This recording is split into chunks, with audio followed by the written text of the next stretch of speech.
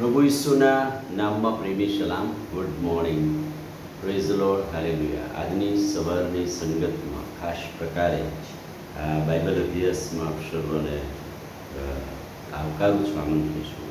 પ્રભુનો આભાર માનીએ છીએ કે પાછલા દિવસોમાં આપણે એ બાબત જોઈ હતી કે કેવી રીતે આપણે સતામણી પામેલા લોકોને મદદરૂપ બની શકીએ, કેવી રીતે સતામણી પામેલી મંડળી કે લોકો માટે આપણે પ્રાર્થના કરી શકીએ, મદદ કરી શકીએ. અને એ માટેના જુદા જુદા વચનો આપણે તૈયાર કર્યા હતા. એ વચનો પ્રમાણે આપણે જોઈએ એવી પ્રાર્થના હોવી જોઈએ કે જે પ્રાર્થના આપણને સુવાર્તા પ્રચારક સંસ્થાઓ માટે ઉત્તેજનનું કારણ બને. અને એટલા માટે એ પ્રાર્થના માટે આપણે પ્રભુને વિનંતી કરીએ અને પ્રભુ એ સંદેશ સ્પષ્ટ એમના સુધી લઈ જાય. એ બધી વાતો આપણે શીખ્યા હતા. આજે આગળ એમાં જોઈએ બીજો થેસ્સાલોનિક 3 અધ્યાય અને 2 વચન. આડા તથા દુષ્ટ માણસોથી બચાવ થાય. ચોક્કસ સતામણી ના થાય એ માટે તો આપણે પ્રાર્થના કરીએ જ, કરવી જ જોઈએ. બચાવ થાય એ માટે દુષ્ટ માણસોથી અને આડા લોકોથી આપણો બચાવ થાય એ તો દરરોજ સવારની આપણી પ્રાર્થના હોય છે જ કે પ્રભુ દિવસ દરમિયાન એવી દુષ્ટતાથી આપણને બચાવે, આડા લોકોથી બચાવે. આપણે એમનાથી નાસી જઈએ છીએ, ભાગી જઈએ છીએ એમ નહીં, પણ આપણી એ ફરજ છે કે આપણે એ પ્રાર્થના કરી શકીએ કે પ્રભુ આપણો બચાવ કરે. બીજી વાત, હિબ્રુનો પત્ર 13 અને 18 વચન. અમારે સારું પ્રાર્થના કરો કે અમારું અંતઃકરણ નિર્મળ રહે, સઘળી બાબતોમાં પ્રમાણિકપણે તેની સેવા કરી શકીએ.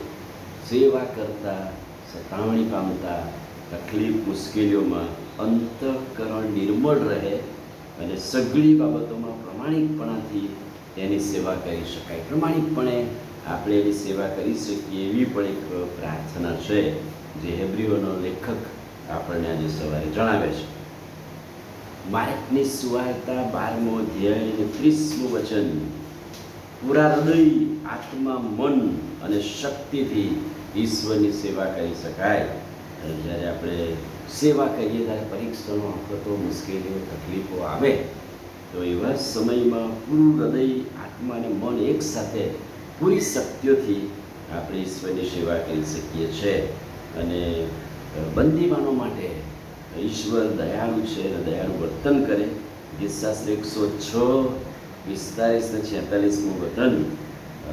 106, ગીતશાસ્ત્ર 106, 45 અને 46મું વચન. વળી તેઓને બંદીવાન કરનારાઓની પાસે કરુણા કરાવી, દયા આવી, કરુણા કરાવી. બંદીવાન લોકો માટેની પ્રાર્થના. પ્રભુ દયાળુ બને, પ્રભુ એમની સાથે દયાળુ વ્યવહાર કરે, વર્તન કરે એવી વાત છે. આજે સવારે એવી બાબતોની માટેની પ્રાર્થના આપણે શીખીએ છીએ કે પ્રભુ દરરોજ સવારે આડા અને દુષ્ટ લોકોથી આપણો બચાવ કરે. પ્રભુ આપણું અંતઃકરણ નિર્મળ રાખે કે જેથી કરીને આપણે સઘળી બાબતોમાં પ્રમાણિકપણાથી તેની સેવા કરી શકીએ અને પૂરા હૃદય અને આત્મા અને મનથી, પૂરી શક્તિથી ઈશ્વરની સેવા આપણે આજે કરી શકીએ એવી કૃપાના ખાતરીદાયક વચનમાં આપણે કહી શકીએ છીએ, આપી શકીએ છીએ. અને પ્રભુના વચનોથી એ બાબતો આપણને ચોક્કસ ઉત્તેજન મળે છે. અને આજે સવારે આ વચનોથી પ્રભુ આપણને આશીર્વાદ આપે. આમીન. પ્રાર્થના કરીએ. ભલા પ્રભુ, આજે સવારે તમારા ખાતરીદાયક અદ્ભુત વચન માટે આભાર.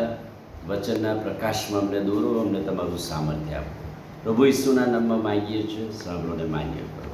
આમીન. God bless.